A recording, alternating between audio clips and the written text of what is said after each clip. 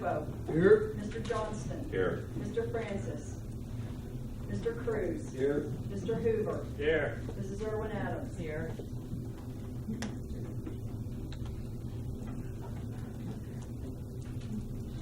All right, I'd like to announce that we had an executive session for the purpose of personnel just before this meeting. And let's see here, we will go ahead and move on to hearing from citizens.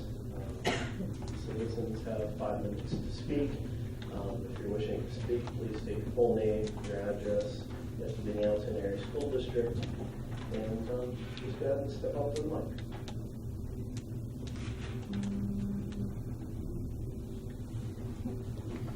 Seeing none, oh, I'm sorry.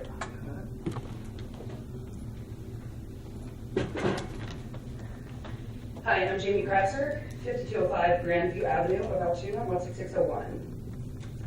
I come before you guys today. I'm sorry, I'm going to use my phone because I took some notes so that I did not get sidetracked while I was speaking to you regarding your Altoona swim program. I came before the Altoona Athletic School Board previously. I would like to broaden the school teams in general. I think our depth of recruiting is not nearly deep enough. We got approval for the 7th and 8th grade swim program, but yet we've not instituted it. So I'm here again today to ask what's the steps to take to get that going. I'm not sure what it is, but I'd like to see it happen. Compared to State College, Hollidaysburg, Tyrone, anyone with the Y programs, we are below average. We're competing at a AA level.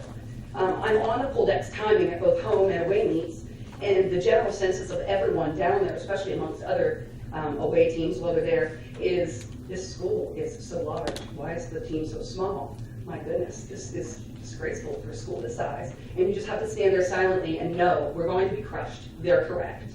There are times where the schools bring teams that aren't as good as ours, but they're larger, and we're not filling our lanes, so we're not pointing. We're not winning because we're not placing competitors.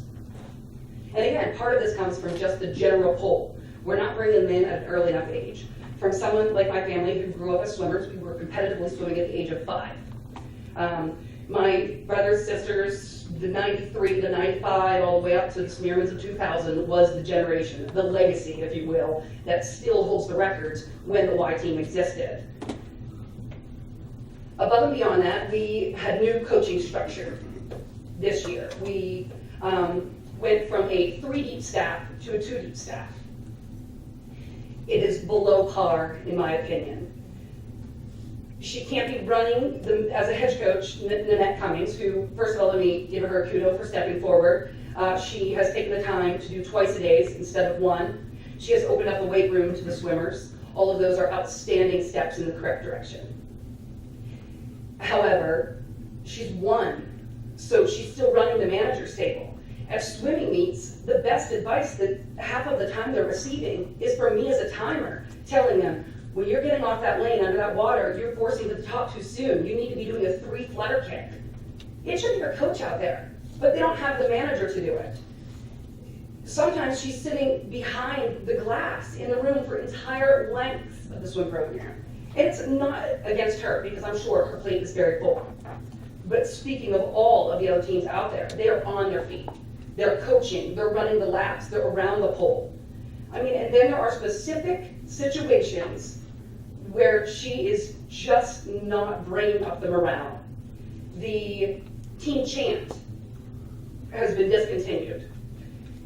The poolside carb fest, which we carb load for swimmers competitively up, it was discontinued. They did not have that this year. There are certain things that I believe if we brought that coaching staff better, more, bigger, our team, this school, our poll, it's there.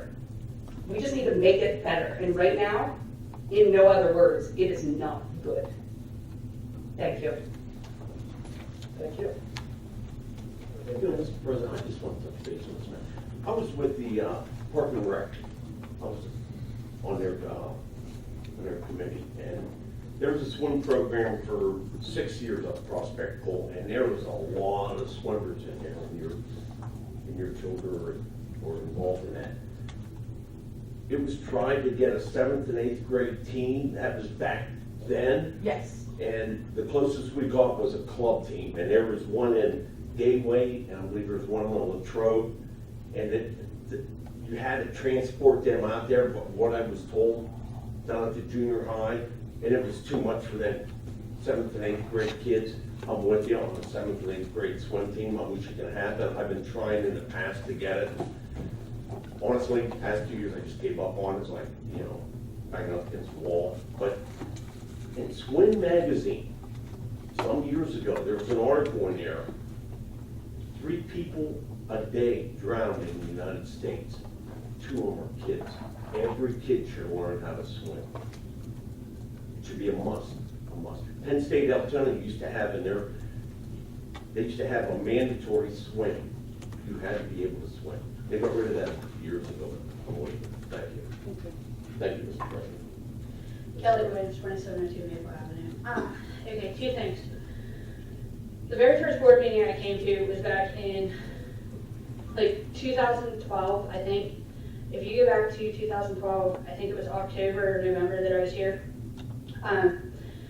There was, the night that I came in, they were talking about, talking about a board policy for early dismissals for snow emergencies, and said that they were going to come around to it, and it's several years later, and the district still hasn't got around to it. And there's a lot of parents that are concerned because of how bad the weather's been, and how icy the roads have been, and how it's pretty dangerous, some of these buses getting around. And the other thing is, several months ago, Mr. Hippo had brought up about the naming rights to some rooms and stuff, and Dr. P, you told me whenever it went out to be voted on and everything, you guys would start putting out to see if there was people that were interested in doing something like that, like naming the rooms or whatever. I was wondering where the progress in that was also. First off, with early dismissals, I do not like sending kids home to empty houses. That's the reason that the board and the superintendent are in agreement that we don't do early dismissals. We have actually canceled school in a couple of days when we realized we couldn't send them home early. It was going to be very hazardous to send them home at that point in the storm. That's the reason why we don't have an early dismissal policy or practice. I fully understand that. It's just nice for other parents to know also, because whenever the question comes up, the other thing is we are to the point now we're preparing meetings to do the asks. We've walked out through the process at that point. We do have an anonymous donor for the field house for some items there and that kind of thing. We're working on putting that together. we just put out the numbers of how much it reduced the cost of the new school and everything by if people do the naming rights and everything like that, Well, first of all, it's not going to reduce the cost of the school, but it's going to reduce the cost to equip and outfit the school appropriately. And it will be naming programming, and this program is sponsored by. But wouldn't it defer some of the costs if people do? By the nature of how you do public schools by the nature of how public schools do bonds, we cannot have a naming rights to say this is such and such auditorium. But we can have programs sponsored by, performances sponsored by.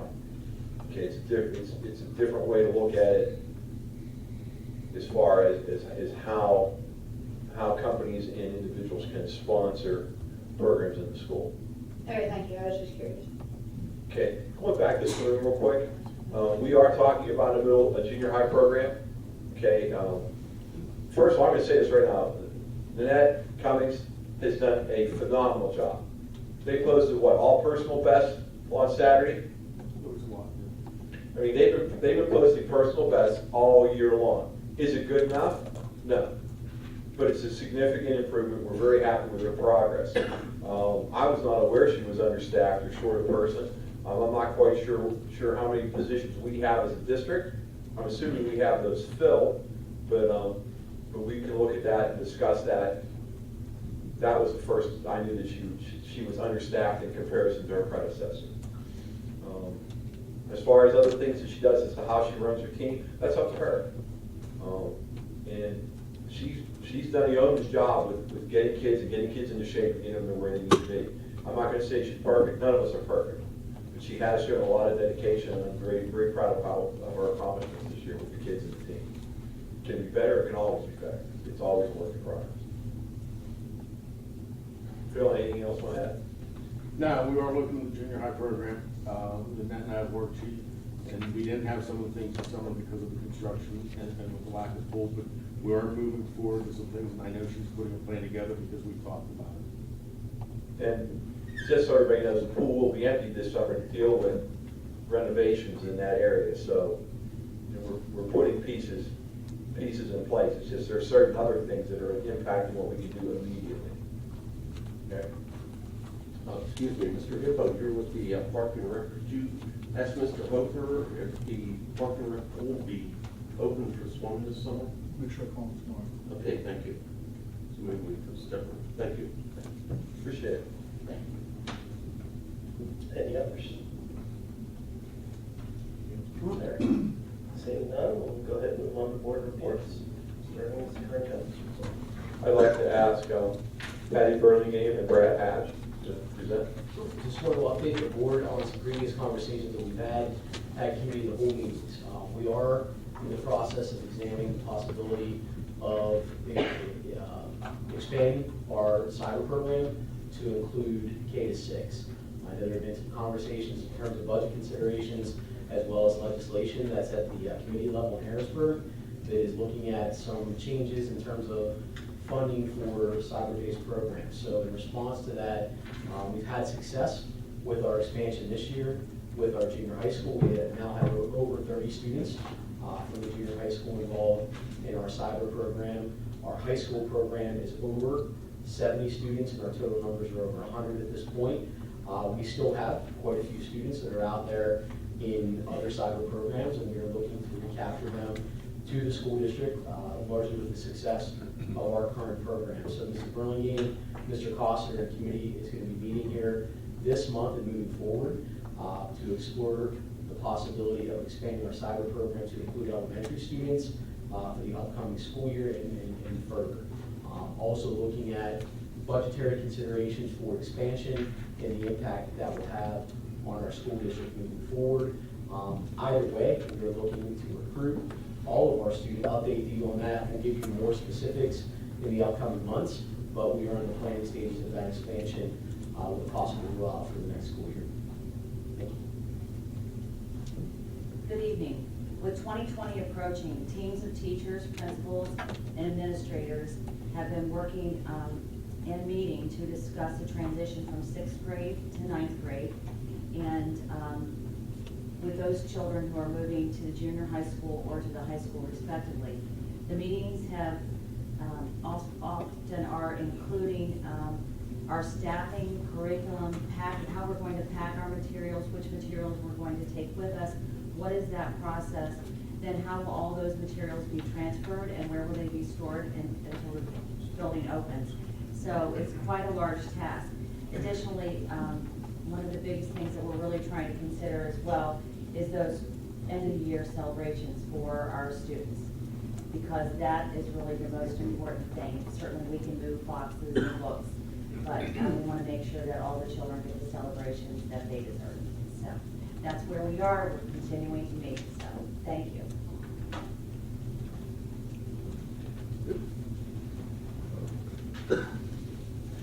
I have a couple of things. I'll try to be short. Sometimes we'll talk a bit. So the first thing, normally you don't have very fun, refreshing conversations at View. But I had a parent come up to me at View and say, Dutch, you gotta hear this. And apparently they're driving down 6th Avenue outside here. And she's up front, the child's in the back, and the child says, that's my school. And she says, what? And the child says, that's my school. So-and-so, the child's cousin, I think it was, it says it's his school, but it's my school. And I heard that, and I laughed because it made me happy in a really cruddy situation. But then it got me thinking about, here's a 6th grade child who is taking pride in their community, who's, voicing something about their community. And so, I don't know how many other people actually read this, but I read Mountain Echo. And not to give you a plug, but that can be found at ahsmountainecho.com, and that's our school newspaper. And in the school newspaper, it's actually nice because if you look at what some of the kids are saying, they have very, very legitimate concerns and very important things that are interesting to them. They've talked about lunch options and lunch locations. Once upon a time, we had lunch locations where you could leave and go home and eat and then come back. A long time ago, Mr. Lockard might remember that. They talked about the whole baby it's cold outside debate. It's like, wow, that's interesting. And but some of the other things they got into was reducing stress. They're talking about the levels of homework they get. They're talking about out-of-class activities to try to balance the amount of time you're sitting there listening to a lecture, school hours, and putting less focus on tests, which is something that we've all talked about here too. They talked about modernizing their environment because apparently some of the old box TVs, and we have one up there by the way, don't always work for Mountain Lion TV. And Mountain Lion TV is where our kids communicate with one another in the mornings. And then another one, they're talking about how heat will actually affect their ability to sit in class and try to listen to their teachers. And this is also stuff that we've talked about. So I guess the moral of the story here is, like, in this room, we typically talk about each other. And we talk about what we're approving and the programs we have in place, when sometimes I think it's a little bit more beneficial to actually talk about how the kids are reacting to what we do and their opinions about what we do. And I'm sorry for calling you guys a kid, by the way. It's habit. But I think what they have to say at all grade levels is important. And rolling into really quick here, the second thing was I had the honor, I was asked by the folks at Pleasant Valley to judge the Odyssey of the Mind, this past weekend. And I'd never actually gone to Odyssey of the Mind before. I had no idea. I knew my friends participated in it when I was a kid. But the interesting thing is, whenever I rolled in there and saw what all these guys are doing, that is STEM. Like, we talk about STEM, like STEM's this new thing and it's a buzzword, and I've even heard people say, oh, you guys talk about STEM too much. But the idea of creative thinking and building and having activities that enhance a child's ability to do what they're trying to do in each of their classes is very important. And it was a really good experience. I got to meet a bunch of folks who, one girl drove in from Ohio to judge it. And that's a big deal for them, and now I understand why. So there's a plug for Odyssey of the Mind. I think we need to actually encourage our kids to participate in things like that, where there is creative thinking, where there is a more proactive, progressive, I guess, idea to how employment works and how jobs might change as the years go by. So that's all I got.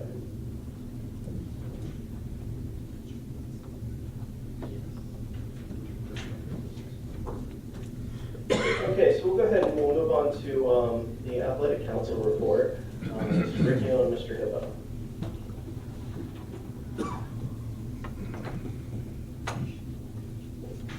Thanks, Coach.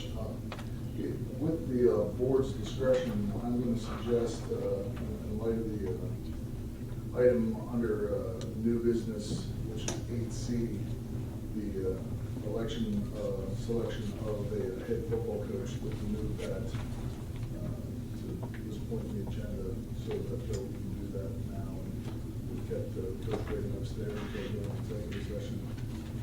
I said, let's get to it and move on now. So I'd ask that we're told to do that.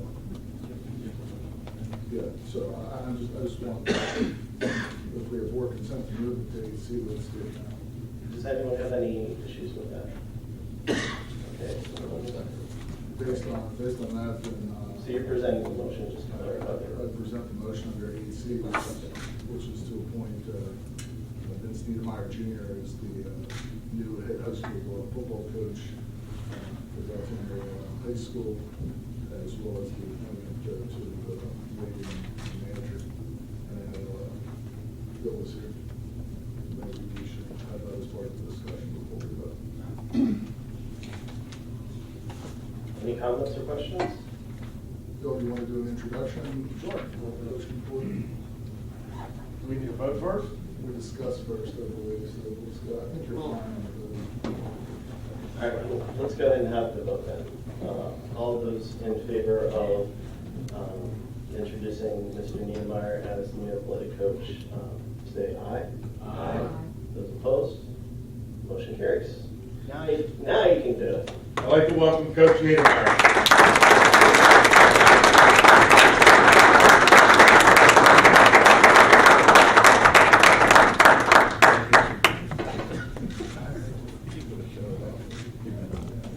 Congratulations.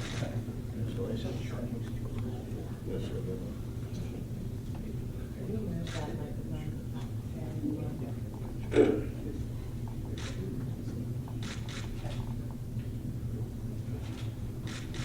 When I take the stand, I want to say how proud we are of him. It's a proud moment for me that we finally have an Altoona guy back up here. That we finally have a guy up here that respects the A. Finally have a guy up here that respects everything that Altoona community stands for. And he's going to do one heck of a job with our young kids coming up through, and he's going to do a heck of a job raising the standards of what we expect from ourselves in this community and throughout this athletic department. I've had the privilege of coaching him. I've had the privilege of him working for me. And I have the privilege of, I'll say, being my friend. And we're all going to be better people with him as our head football coach. Coach, take the microphone. Congratulations.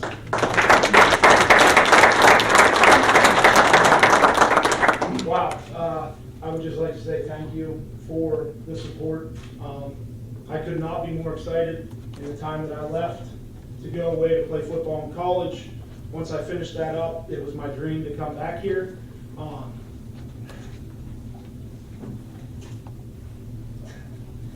And I have that opportunity now. And I'm going to do my best to surround myself as well as our athletes and our students with really good people.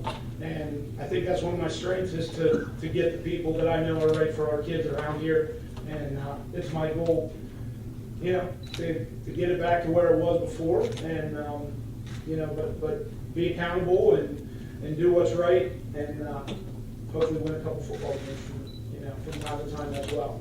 But again, thank you. I see a lot of familiar faces and a lot of people that have been in my corner, and I appreciate that. And we'll move forward in a positive way here. I'm ready to go. So thank you so much. I could not be happier. Thank you.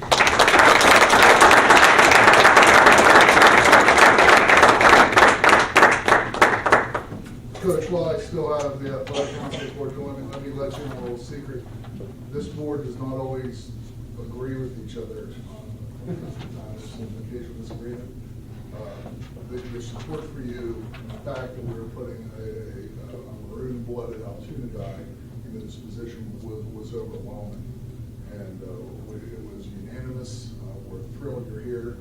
And I wish that scene would be here. Well, it's tough to get him from 85 Yeah, I to know, 40, I know. so. Congratulations.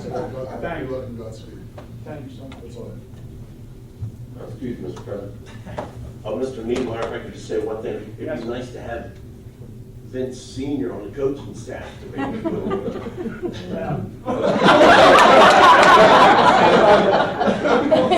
Thank you. As somebody who played for his father, do your job. Congratulations. Thanks, Coach. We can say Coach now. Yeah. We certainly.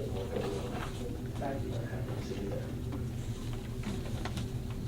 All right, so jumping back to where we were here. Do you have anything else on athletic council, gentlemen? I do not. All right, Central Florida Rec. The big report is, this past Saturday was their annual banquet, well attended, Kelly to comment on that. I couldn't be there, especially on this one. But did you want to comment on that? Both Ron and I attended, and Steve Sowers got the Respected Citizens Award. We gave him a certificate of appreciation for his service to our students on behalf of the school district. And they are starting a scholarship in his name here at Altoona, which I thought was great. And then Rocky Blyer was the head speaker. I don't know the numbers, but I know a couple days before they were just under 50 of their goal or their maximum ticket sales, so just 50 tickets under. And I know my brother for one bought 2 after that, so I'm sure we closed the gap on that. So it was well attended and a great night. Thank you. Steve was a man of few words, wasn't he? He was a little long-winded, but you know, it was his night, so. And let me comment on that, Ron. That's a great point. Part of the problem CBRC is having right now is putting people in positions. And Steve was so dedicated and worked so hard in that position. When you're in that position, you're going to make people mad from time to time, no question. But he was so dedicated and so committed. They are finding it difficult. They've split that job in 2, but they're still having difficulty getting people willing to commit to what needs to get done there. So that was a great selection by Mike to do that. And anybody that knows Steve Sowers, he's a man of few words, so it was, you know, commendable that he actually took the microphone for that long, but he was with the rec for 39 years, and he's still working 3 nights a week for the rec 2 years after his retirement, so. Steve would go up to Prospect Pool in the morning before anybody go out there and clean up the locker rooms and then go, into the trash. I mean, that's the type of guy he was. And or to replace the guy I want to get. It's true. That's all. All right, thank you. We'll go ahead and move on to education, please. Okay, just a couple things. It's Dr. Seuss Week, so there are a lot of reading activities taking place in the elementary school. Curriculum teams are meeting to begin preparing this summer curriculum revisions. There are transition teams meeting to start planning the transition for 6th and 9th grades into their respective buildings in the upcoming years. And Keystone and PSSA preparation have begun, and they will be taken in April and May. Thank you, ma'am. We'll go ahead and go to the facilities, but before we jump there, I'll go ahead and, you guys had an executive session of the facilities committee. So just reminding you of that. Okay, so I have to announce we have an executive for the purpose of. All right. We have an executive session for the purpose of security. For security. Anyway, our last facility meeting was on Valentine's Day. Lucky us. And we did have an executive meeting for security reasons. And after that, the meeting went on. Gary Marshall came in and spoke to us about the progress of the building and some change orders. We also discussed the Logan softball dugouts. Cartridge students are working on the roofs as weather allows. We talked about roof repairs on Penn Lincoln from the damage from the wind. We talked about the testing for lead in drinking water. I guess they were going to start with Baker, Washington, Jefferson, and Kimmel's first. We also talked with Trevor about some upgrades and repairs to the locker room out at Mansion Park. And we also discussed the junior high secure vestibules over at the junior high, where we're going to have a vestibules, a man cave to speak. Our next facility meeting is Thursday, March the 14th. Thank you, Mr. Segler. And one thing that we skipped here is there was an executive session for the athletic council for the purpose of personnel. So going ahead and, did you have the date on that? All right. Last Tuesday. Okay. I think you know. Okay. So we'll go ahead and back on to IU8. Go ahead. All right, IUA. This organization's incredible, continue to do great work. I gotta admit, it's a breath of fresh air in the month to go sit down and talk to these people. The supports they give the school districts and the special needs kids is amazing. Doing things that I never even thought of when it comes to the comprehension and the educating of kids with special needs is amazing. Even working with kids, things that you never think are important to the educational process, like being able to eat lunch, because some kids have trouble doing that. They have occupational therapists and physical therapists and speech therapists working with these kids to give them the best possible education. Like I said, it's a breath of fresh air, and Dutch, thank you for putting me on that committee. So that's it for IU8. They continue to do incredible work. And I'll move on while we're here to outreach. And Dutch, I love you, bud. And I know I've dropped the ball a couple times, but I promise we're gonna have an outreach this month if we can get a hold of Dave and he can come back. So that's it for outreach. All right, so PSBA, Mr. Johnston.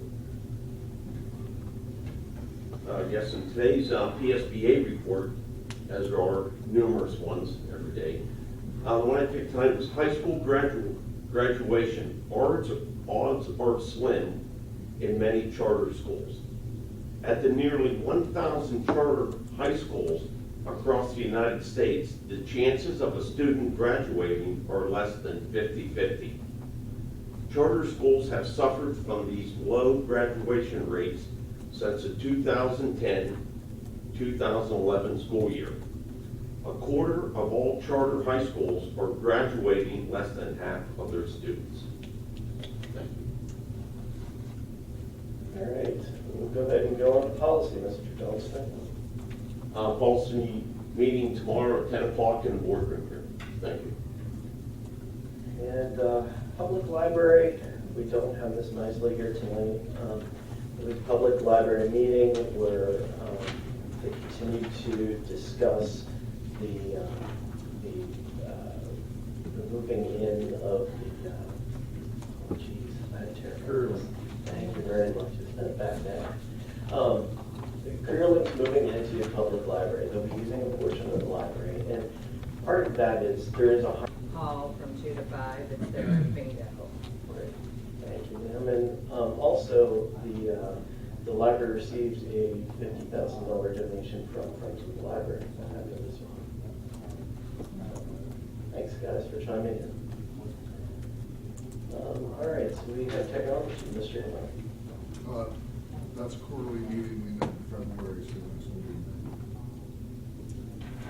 be. And under student representative, hopefully I didn't hijack anything.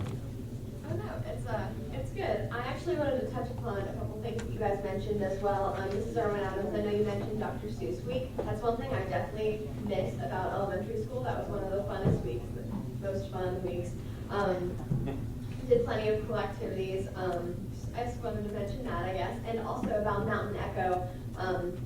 If you don't know, that's the website that pops up on all school district computers when you just hit Safari and you want to go anywhere. And it used to be kind of drab looking, I'd say, but now they've made it really, it's always moving when you move your mouse around or even just pull up the Safari tab. And I know the staff on the Mountain Echo has doubled this year as well. And they're just putting out articles, I think like twice a day or something. It's constantly being updated. So before I got into my report, I wanted to mention those two things. First, I'm going to do a wrap-up of some winter sports because, as many of you know, spring sports practices started today.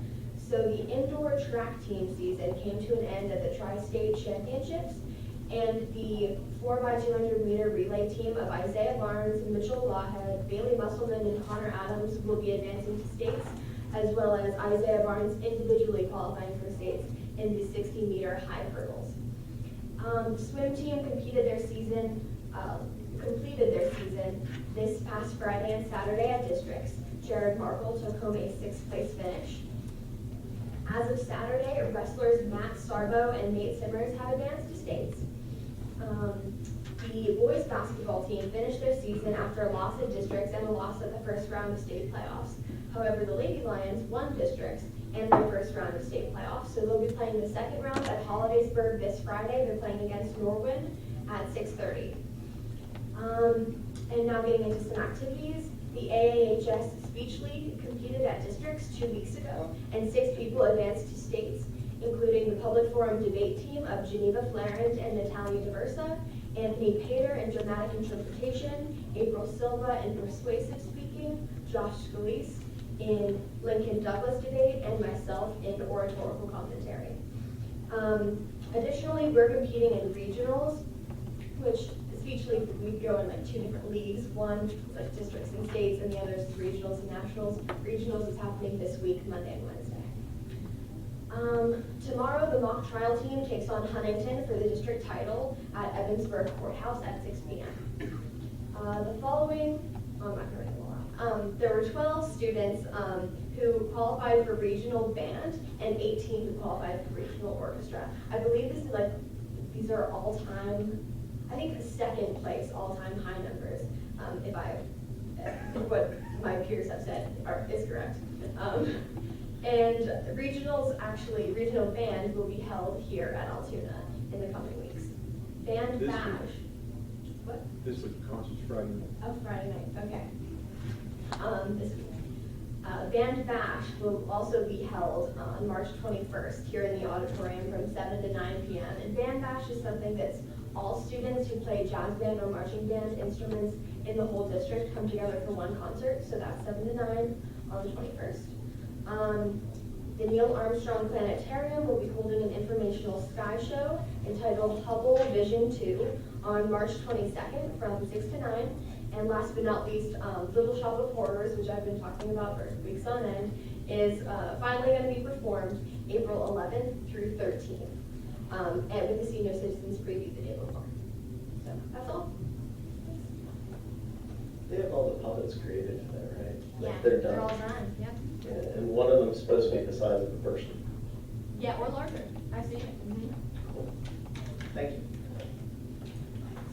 All right, we'll move on to the approval of minutes. A, B, and C. Can I have a motion, please? So moved. Thank you, Mr. Hoover. Can I have a second? Thank you, Mr. Hippo. Any questions or comments? All those in favor say aye. Aye. Those opposed? Motion carries. Moving on to the consent agenda. Can I have a motion for that, please? So moved. Hippo B yet? Would I'll you like to second second it? There you go. We'll start with the item A, list of payments. Comments or questions? This is great. Check number 107933, dated 2/1/19, Dreyer Physical Therapy, Athletic Training Services Winter Season 18-19 for $12,480. Is that for physical therapy that was needed by students, or are they doing some other kind of training?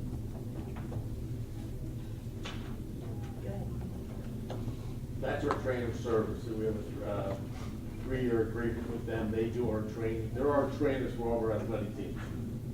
That was approved 2 years ago, they've been doing it for now maybe 10, or more than that. So that's not students that have been hurt, that have been No, physical that's, therapy? they're That's our training trainers for- at all of our practices and games, correct. Okay. And check number 107942, GAJE Downtown Development. It's a real estate tax refund. Is that due to reassessment? It's $8,946. That check was actually reissued from November. That property was granted LERC status. So we refunded it based on their LERC designation. Okay, so it went down that much. All right.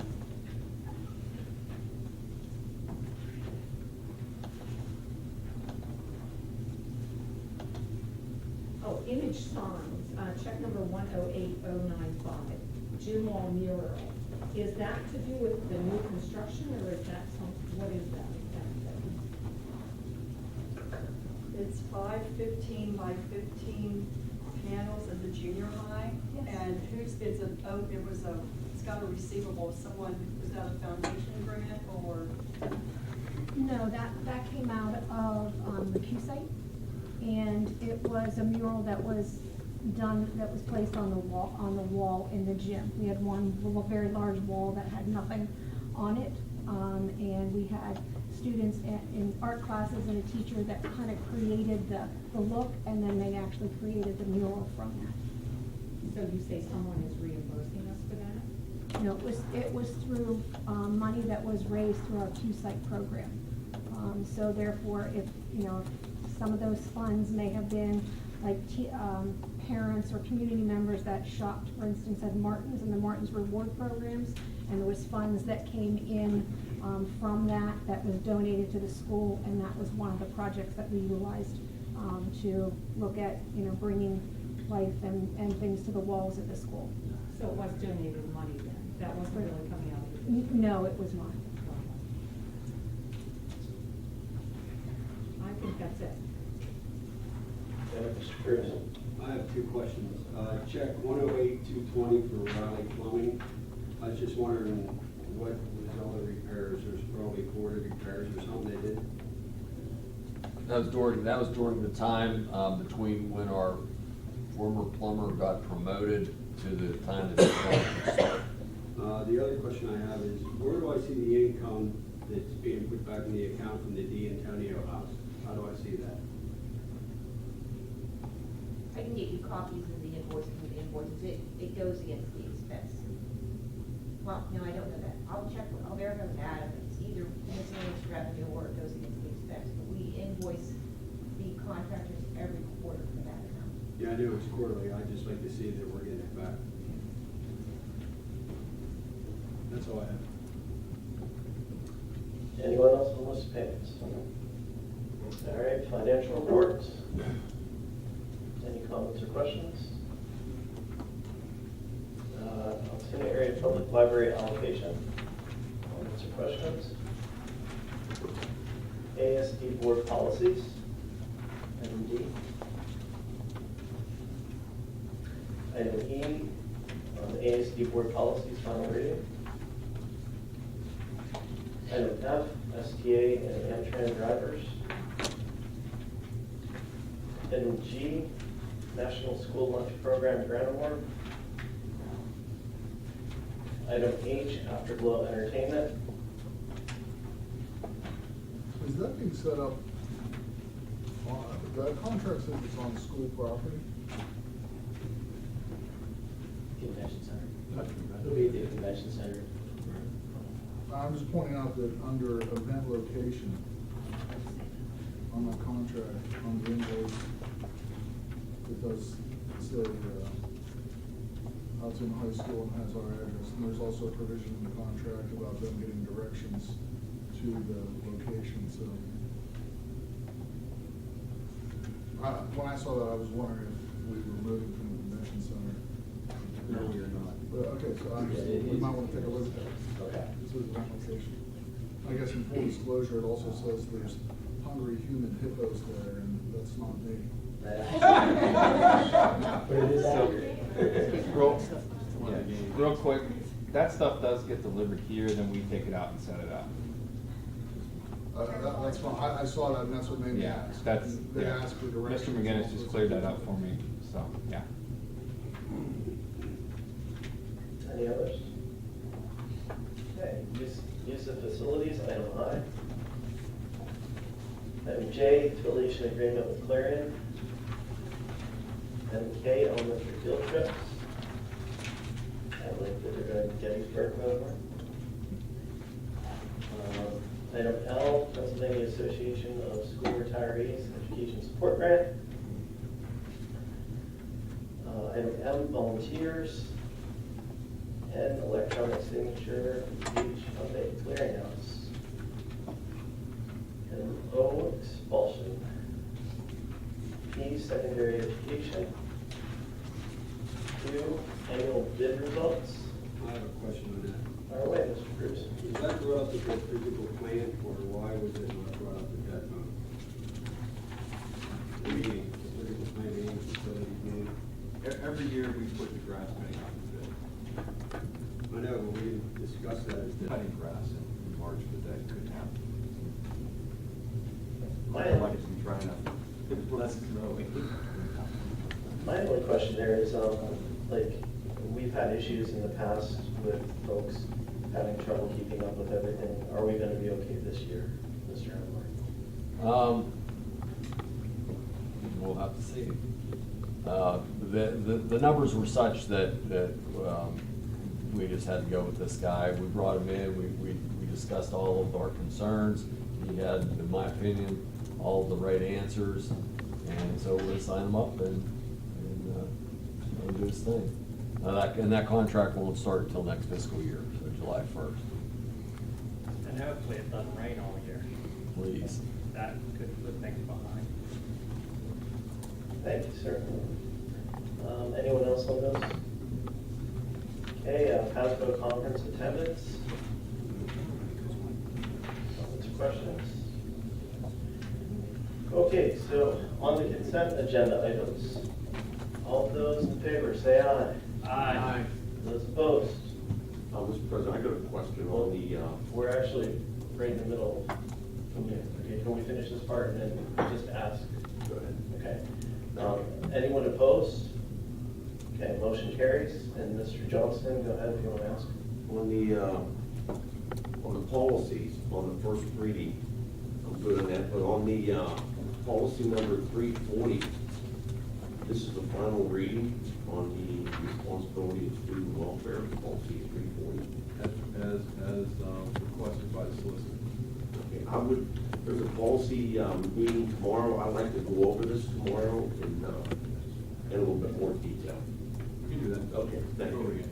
Thank you. Okay, so if we can just note that, please.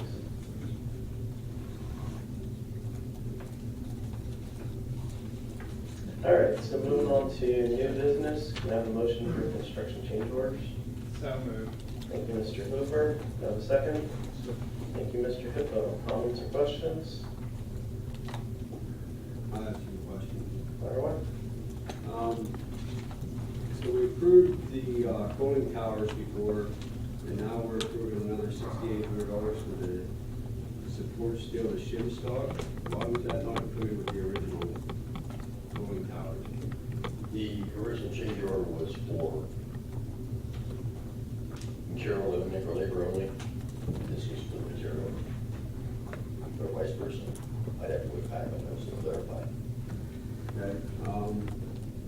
Item, the change order 116, for $15,000, build house lobby storefront. Did we not already approve that before or not? No. That was an architectural detail. It probably should have been a structural detail. It just showed a weld. And with the steel detailers, they questioned what size weld, how often, so on and so forth. They came back and there was about 250 additional linear feet of continuous weld. It was not shown.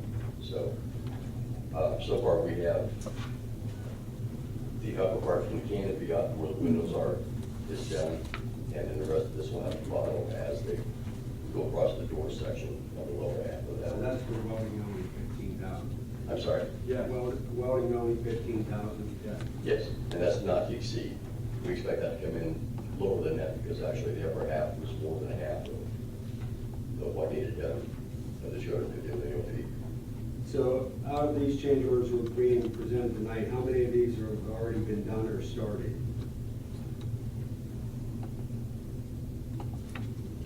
That's the one that I'm aware of. Yeah, yes. That's the only one. Because, I mean, we haven't got any notice of change orders lately from Dr. Freetel. So that's why I was wondering if any of these other ones are already started. Yeah, not to my knowledge. So, I mean, what I would like, and I guess this would have to be voted on, but when you bring change orders to us, I'd just like a brief summary of each change order and who or what might have caused the change order. I mean, that'd just make it a lot simpler for all of us to understand it. We have other people who have questioned change orders and asked for you to give them information, but voted yes before they even got the information on it. So if a change order was questioned, I think it should be put on hold until we get the answer. but that's just my opinion. Okay, I'll be happy to provide that information ahead of time to Dr. P, and then you can pass it on to whomever. Okay. The other question I have, and this takes me back when the old change order, when we got, I think it was that fireboard, we had to change the fireboard out. Yes. So I was talking to someone this weekend, and they told me that the national building code is what the architecture went by, and the city can trump that. They can say, no, we want it above that. So what we were told is the city approved what was already there, and the national building code said, no, we need this other fireboard. No, what happened was the city approved it with the national specs, but it went out to MDIA, and MDIA, who was the inspection firm for the city, said it had to be higher. It had to be more stringent. So the city is actually expecting more than the national specs, which is correct. But what actually happened was, when the process started, the city approved it using the national specs, and then when MDIA did their checkup after the bids were awarded, that's when they made it more stringent, because they were actually reflecting what the city required. Yeah, the MDIA, their determination was that it had to meet the NFPA, the National Fire Protection Code. What the city had approved was IBC, International Building Code. So MDIA had the authority to request a higher standard, which was a big change. All right. So you're saying it's through the national or the international? Well, international and The national. then NFPA, which is the different, that's to do with fire rating. Okay, and then change orders 116, 117, and 119. Those are all three not to exceed. They're still under review. We think we can get those down some, but working to proceed, so we're going to get approval now, and then we'll get you the revised numbers when the review's been completed. What is 119 for, the support steel, what is that for? 119? Air handling unit has a vertical discharge. Hang on, let me get my description right. There's a vertical supply air discharge on that unit, and it wound up right over where several pieces of steel come together. So we had to relocate that, and then in order to support the weight of it, there had to be added steel. When the architect puts out these specifications for like air handling units, they list 3 or 4 different manufacturers that are allowed. And it's up to the contractor, they can choose between those. Sometimes the steel is designed knowing there's going to be an air handling unit. The engineer is thinking it's going to be brand 1, say trade, and then the contractor has the authority to go to like a Johnson unit, and the discharges, intake, discharge, so on and so forth, are different locations. So we had to add some steel in order to shift that around to miss the supply air discharge.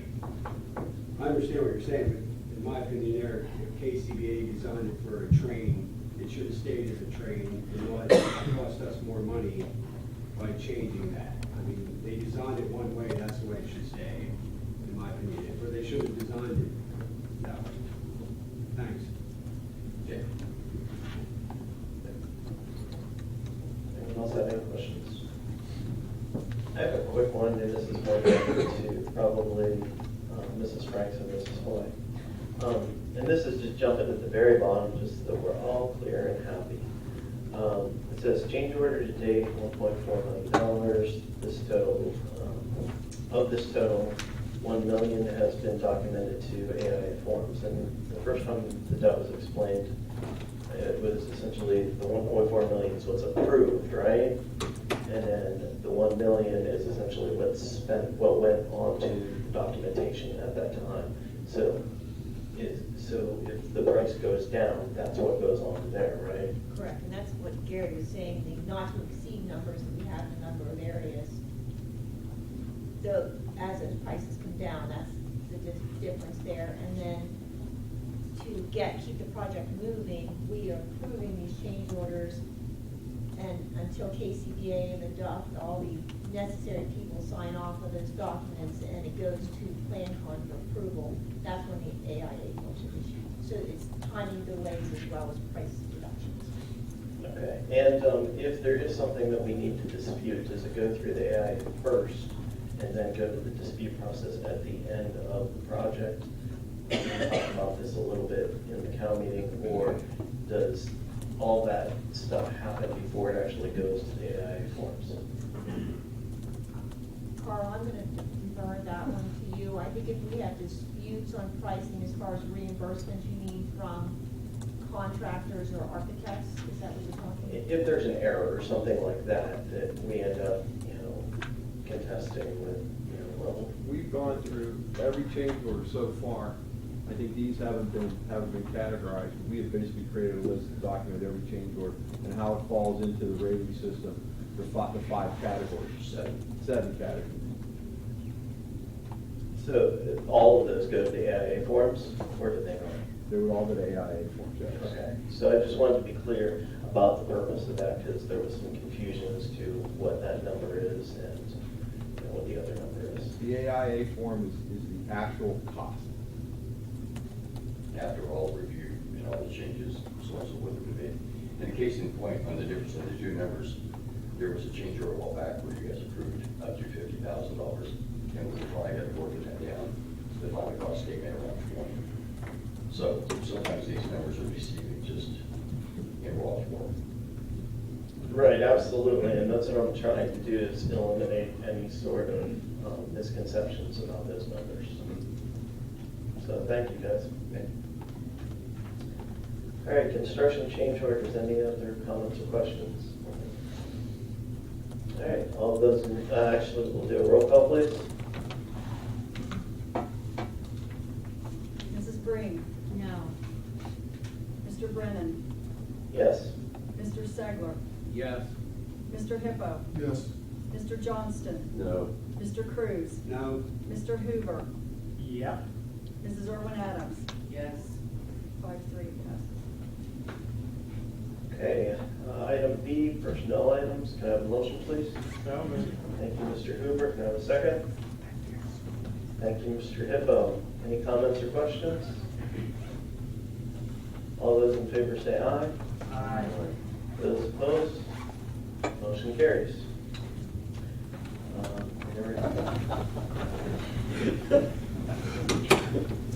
Item D, MOUs. Can I have a motion, please? So moved. Thank you, Mr. Hoover. Second, anyone? Thank you, Mr. Hippo. Comments or questions? All those in favor say aye. Aye. Those opposed? Motion carries. Any other comments or questions on our board information only items? Seeing none. Once again, I'll thank folks for their conference summaries. That's very helpful to us to understand why you need to go to conferences. All right, employee union's response. We have a first. Comments? All right. Middle management? Seeing none. Solicitor? NSBA is at the end of the month. I will be presenting on Sunday.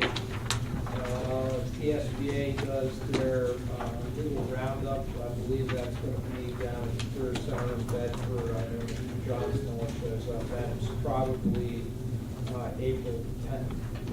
The only other comment was I was asked a lot of questions by board members relative to the issue of process that we went through as it relates to acquiring the property for the district administrative offices.